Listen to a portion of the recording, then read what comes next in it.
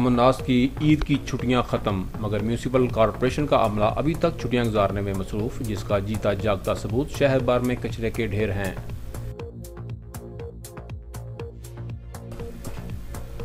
बिस्मिल्लाहिर्रहमानिर्रहीम, अस्सलाम वालेकुम। इंसाफ न्यूज़ रूम में खुश आमदीद। मैं हूं डॉक्टर मोहम्मद फ़ारूक।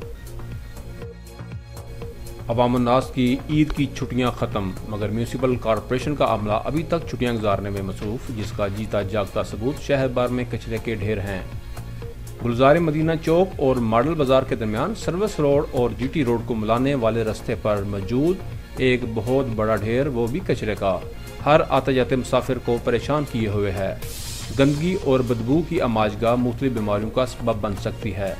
अवामी हलकों ने तशवीश का इजहार किया है और इंतजामिया से अपील की है कि हमें बीमारियों से बचाया जाए और इस गंदगी के ढेर को फौरन उठाया जाए। Camera man doctor Mohammad Farooq के साथ रिपोर्ट ZA भट्टी, गुजरात।